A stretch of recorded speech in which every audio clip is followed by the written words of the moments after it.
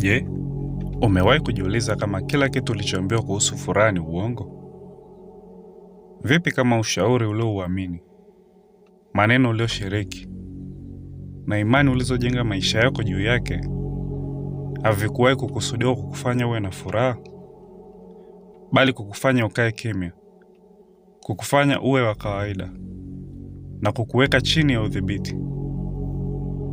Kwa sababu ukweli ni huu: mtu mwenye furaha si rahisi kumdhibiti, na jamii haihitaji uwe na furaha, inahitaji tu uendelee kufanya kazi.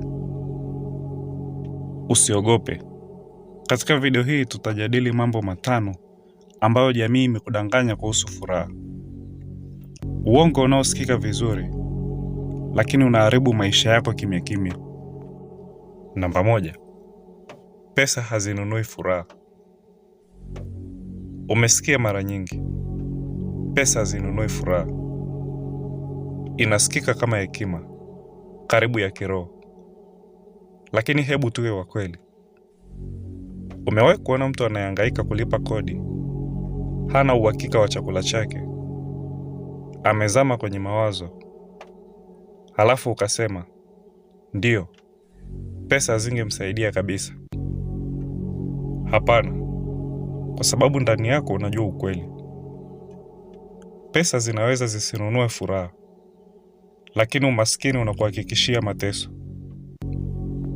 Pesa hununua muda, hununua uhuru, hununua chaguzi.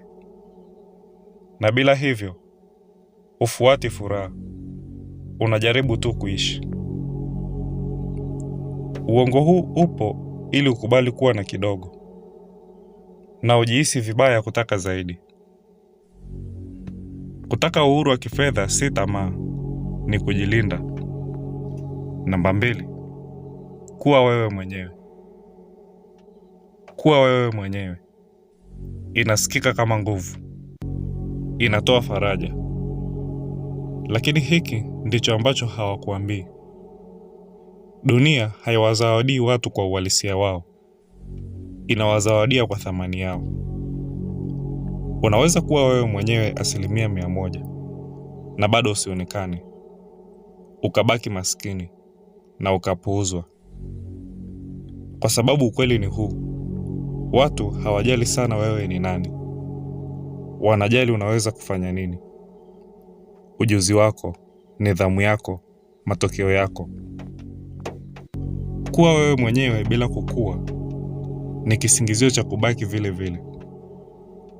Na nguvu ya kweli ni kujibadilisha kuwa mtu mwenye thamani, sio kujifanya, sio kuvaa sura bandia, bali kujiboresha. Kwa sababu wewe wa leo huenda hautoshi kufika unapotaka. Na hilo ni sawa. Kukua kunauma, lakini kubaki vile vile kunaumiza zaidi. Namba 3. Fanya unachokipenda. Fanya unachokipenda inasikika kama ndoto. Fanya unachokipenda na kila kitu kitaenda sawa. Lakini huu ndio ukweli. Kufanya unachokipenda bila kipato ni burudani tu. Unaweza kupenda kitu sana na bado ukashindwa kukijengea maisha. Kwa sababu shauku haitoi matokeo.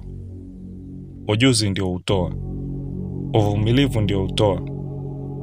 Mpango ndio hutoa. Watu wengi hawashindwi kwa kukosa shauku, wanashindwa kwa kukosa nidhamu. Kwa sababu shauku inapopotea, na itapotea, unabaki na kazi. Na kama huwezi kufanya kazi, shauku haitakuokoa.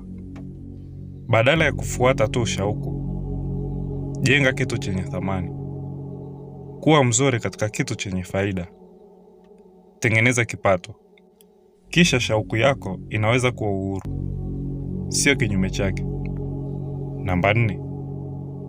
Fanya kazi kwa bidii, staafu na uwe na furaha. Fanya kazi kwa bidii sasa, furahia maisha baadaye. Huu ndio mtego mkubwa zaidi, kwa sababu unasikika kuwa sahihi, kuwajibika, salama, lakini hawakuonyeshi hili. Watu waliotoa kila kitu kazini walipoteza ujana wao, walipoteza nguvu zao, walipoteza maisha yao, na walipofika kileleni walikuwa wamechoka sana kufurahia.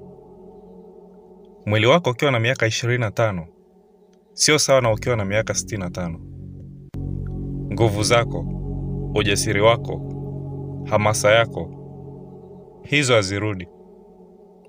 Kwa nini basi unaahirisha maisha yako kwa kesho isiyo na uhakika? Kufanya kazi kwa bidii si tatizo.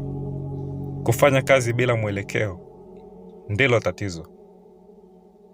Kama kazi yako haikupi uhuru, ni aina nyingine ya utumwa. Hupaswi kusubiri mwisho wa maisha yako ndio uanze kuyaishi. Namba 5. Mambo mazuri huwapata wanaosubiri. Subiri tu, muda wako utakuja. Hapana, mambo mazuri hayaji kwa wanaosubiri, yanakuja kwa wanaochukua hatua. Kusubiri kunaonekana salama kama unafanya kitu wakati hufanyi chochote. Unaposubiri, kuna mtu anajenga. Unapochelewa, kuna mtu anachukua hatua. Unapotamani tu, kuna mtu anatekeleza. Maisha hayalipi uvumilivu peke yake, yanalipa hatua. Hatua sahihi, juhudi zisizokoma. Fursa hazigongi mlango milele. Wakati mwingine hupita kimya kimya, na kama hauko tayari kusonga, unazikosa. Umepata kitu? Tuambie nini unafikiri kwenye maoni. Vilevile usiache kuonyesha upendo kwa kulike na kusubscribe. Hadi wakati mwingine.